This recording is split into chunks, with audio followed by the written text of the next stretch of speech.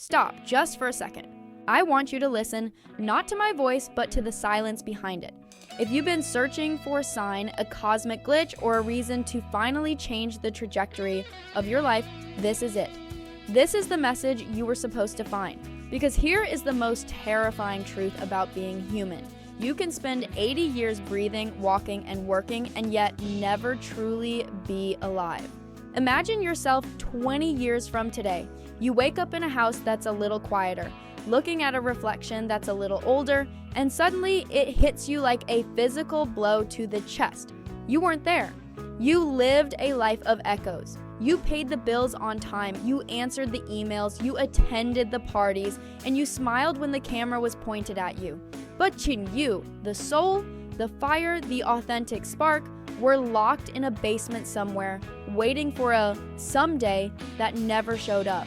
You were so busy being good, so busy being reliable, and so busy not offending anyone that you forgot to actually exist. You've been a spectator at your own funeral for decades.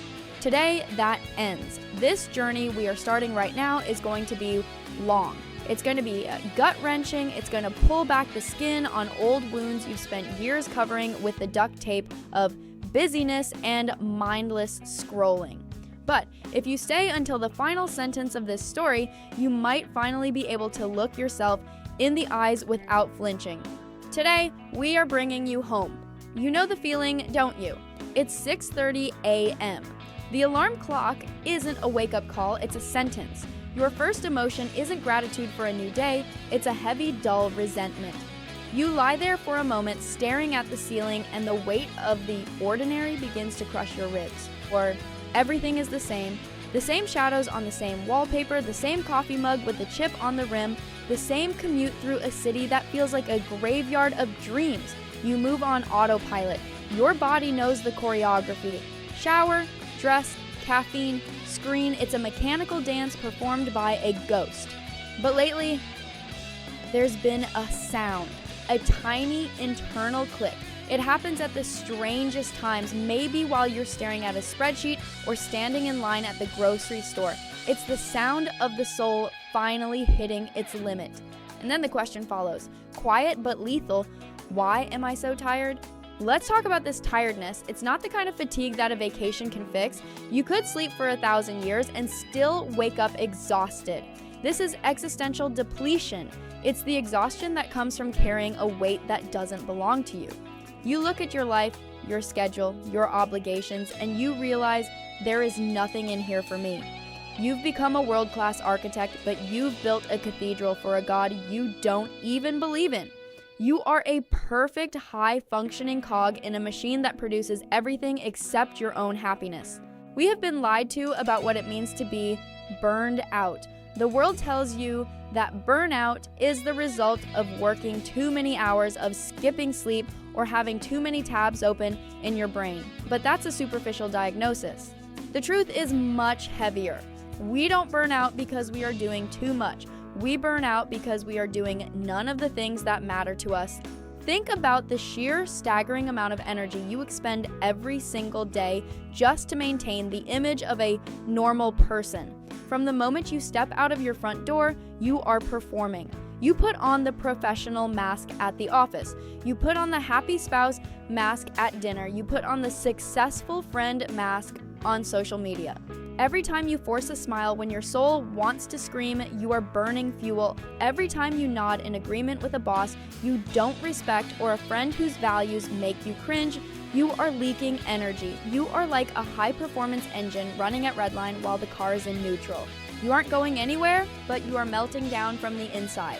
By the time you get home and the sun goes down, there is nothing left. You collapse into your bed, not because you've accomplished so much, but because the facade has finally exhausted you. You are a hollow shell, and the most tragic part is that you've become a stranger to the person living inside your own skin. We live in a rough draft state of mind. It's a collective delusion. We tell ourselves that our real life, the one where we are bold, honest, and free, is waiting for us just around the corner. We say, I just need to get through this month, or once the kids are older, or when the mortgage is paid, then I'll finally focus on what I want. But let's look at the math. 5 years have already slipped through your fingers like sand. Then 10. The scenery of your life changes. You get a better car, a bigger house, a different title, but that nagging sensation of waiting to live never leaves. You are perpetually in the dressing room putting on makeup, waiting for someone to knock on the door and tell you it's time for your grand entrance. But here's the secret the world doesn't want you to know.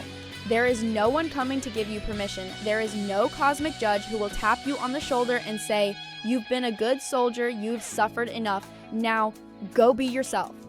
That person doesn't exist. The only person who can hand you that permission slip is that tired, gray-faced individual you see in the mirror every morning.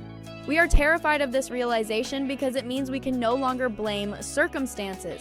It means that this gray Tuesday, this mediocre cup of coffee, and this feeling of emptiness, this is the premiere of your life. It's happening right now, and while you are waiting for the perfect script to be delivered to your door, the credits are already starting to roll. We have to ask ourselves, why are we so afraid of being wrong? Why is the fear of disappointing a stranger, a neighbor, or a ghost from our past stronger than the fear of losing our own light? To understand that, we have to look back at how we were broken in the first place. To understand why your soul feels like a ghost town, we have to look at the history of your silence. Every single time you stayed quiet to avoid a conflict, you committed a small act of treason against yourself. Every time you accepted a project that felt like poison just because you didn't want to seem difficult, you cut off a piece of your own spirit. You've been an emotional chameleon for so long that you've forgotten your original color. Think back. When did you learn that being convenient was the only way to be loved? Somewhere in your past, you internalized a deadly, yelly lesson that your authentic self was too loud, too messy, or too much for the world. So you started building a prison, but you didn't build it with bars. You built it with yes and I don't mind, and whatever you think is best. You became the person everyone describes as so easy to get along with. But have you ever stopped to ask what that reputation cost you? You became convenient for the whole world, but you became a burden to yourself. This betrayal doesn't happen with a bang. It's not a sudden explosion. It's more like water dripping on a stone. One drop at a time, it wears away the granite of your identity. First, you betray yourself in the small things. You buy clothes you don't like because they fit the status of your job. You go to parties where you feel lonely in a crowd because you're afraid of being truly alone. And then one day you wake up and realize you don't know what music you actually like, what dreams were actually yours, or who you are when no one is watching. We justify this betrayal with a complex system of internal alibis. We tell ourselves, I'm doing this for the kids, or now isn't the time to be selfish, or this is just what it means to be an adult. We take our fears and we dress them up in the Sunday clothes of virtue. We call our cowardice discretion. We call our paralyzing fear of risk responsibility. We call the slow death of our curiosity maturity. But your body is the one place that cannot lie. Your mind might believe these fairy tales, but your biology remembers the truth. It's in the chronic tightness of your chest. It's in the way your jaw is permanently clenched as if you're bracing for an impact that never ends. You are spending a fortune of life force just to keep the sky from falling on your carefully constructed lie. And why? Why do we cling to this lie so tightly? Because the truth is expensive. The truth demands an invoice that must be paid in change. If you admit that you are unhappy, you have to do something about it. And change is terrifying. It means stepping out of the comfortable discomfort of your current life and into the darkness of the unknown. So, you choose the familiar emptiness, you choose to fade away slowly like an old photograph left in the sun, rather than risk the brilliant, terrifying flame of a new beginning. You've chosen safety, but look around you. Is this safe? Is it safe to lose your only life while you're still living it? Safety has become your greatest risk. By choosing to be safe, you have guaranteed that you will never know the heights of your own strength. Real life, the kind that pulses and vibrates, is never safe. It is unpredictable. It is risky, but it is the only thing worth having. There comes a day when the silence in the room becomes too loud to ignore. It doesn't matter if you're standing on the peak of success or sitting at the absolute bottom. Suddenly, you see it. It isn't an intellectual realization, it's a visceral, bodily knowledge. You look at the furniture of your life, the job, the relationships, the routines, and you realize this is all just a stage set, and I've forgotten my lines. This is the click. It's the moment your old survival strategy finally breaks. You find that you can no longer play the part. You can't squeeze yourself back into the box. You can't smile at the people who drain you. You can't say it's fine when your soul is screaming that it's not. When this happens, panic usually follows. You might feel like you're having a breakdown. You might think you're losing your mind because you want to burn everything down, but I want you to hear me clearly. You aren't having a breakdown. You are having a breakthrough. You aren't destroying your life. You are destroying the walls of your prison. The test of authenticity always requires a crisis. For something living to grow, the dead structures surrounding it must crack. Most people get terrified at this stage. They try to roll back the clock. They dive deeper into work. They buy a new car. They start a new affair, or they find a new addiction. Anything to numb the sound of that click. They try to tape the cracks in the foundation, but it never works. Once you've seen the truth, the lie is forever ruined. You will see the strings of the puppet master in every fake gesture you make from that moment on. As you begin the journey back to yourself, don't expect to find a peaceful garden. You're going to find chaos. Inside you, there are 1,000 voices, and the loudest one is the voice of should. You should be stable. You should finish what you started. You should be grateful for what you have. That voice sounds authoritative. It sounds like your parents, your teachers, your bosses. And against that roar, your true want sounds like a pathetic, tiny whisper. It feels illogical. It feels selfish. It feels wrong. Your task now is not to start a revolution, but to learn how to hear that whisper. How do you tell them apart? It's simple, but it's hard.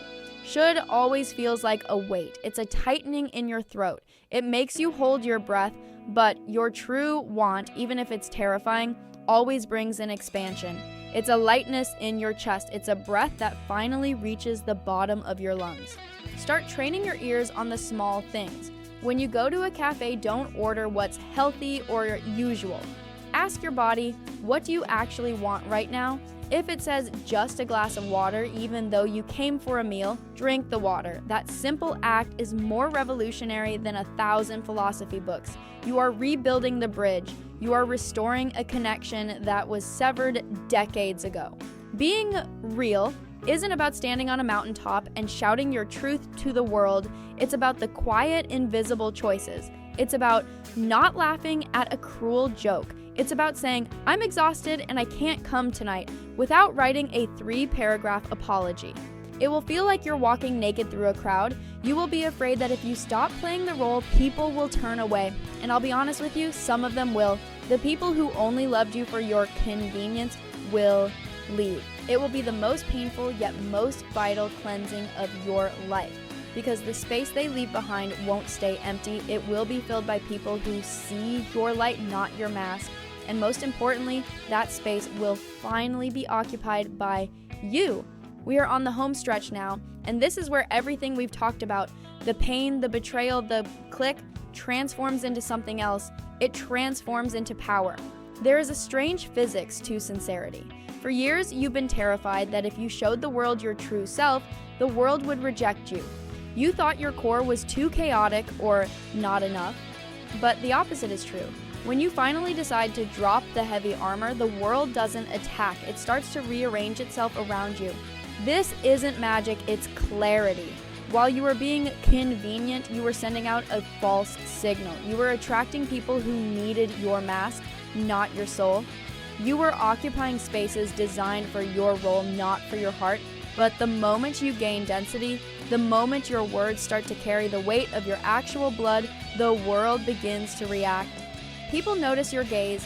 Your ideas gain support because they finally have a heartbeat. Your presence in a room becomes tangible. The world hasn't changed, but it has finally seen you, because you cannot see someone who is hiding. You cannot embrace someone wearing a suit of iron. You cannot love someone who cannot stand their own company. Being yourself is not a destination. It's not a trophy you win and put on a shelf. It is daily hygiene for the soul. It doesn't mean your problems will vanish or that you'll never have a bad day again. In fact, you will feel everything 10 times more intensely. The pain will be sharper, but the joy will be blinding because now it is your pain and your joy. You now have a new responsibility, the responsibility to never betray that living being inside you again. It means walking away from places where you are only tolerated, not celebrated. It means refusing to feed yourself the junk food of shallow social interactions. It means guarding your boundaries as fiercely as you would guard the life of the person you love most in this world.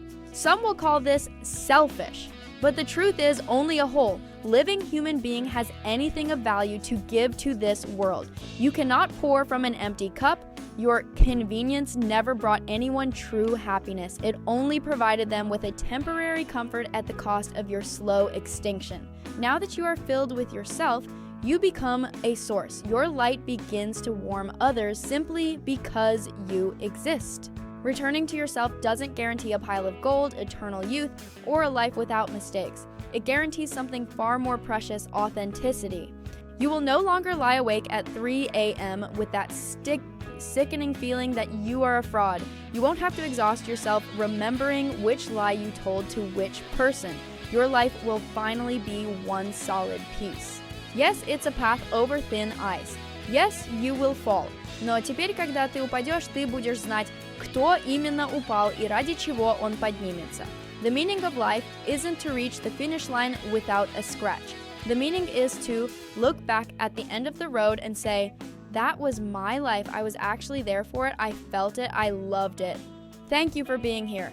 Thank you for allowing these words to touch your silence. I know that right now your heart might be racing, or perhaps you feel a strange new stillness. Don't rush to fix everything. Just sit with this knowledge. You aren't broken. You aren't too late. Your time is exactly right now. Every minute lived in truth is worth a decade of clockwork existence. Tomorrow, you will wake up. The light will hit the wall just as it always does, but you will see it with different eyes. And when that old urge to shrink, to comply, or to stay silent rises up, remember the click. Remember that you already know the truth. Protect that spark. Even if it feels tiny, it is enough to start a sun. Go into the world. It has been waiting for you for a very long time. The real you is the most beautiful thing that can ever happen to you. If this journey resonated with the deepest parts of you, stay with us as we go even further into this depth. Subscribe to our channel to make sure you don't miss our upcoming stories. Leave a comment below. Tell us, what is the one thing you are ready to stop pretending about? And please hit the like button to help this message reach the people who are still lost in the gray. Until next time, stay real.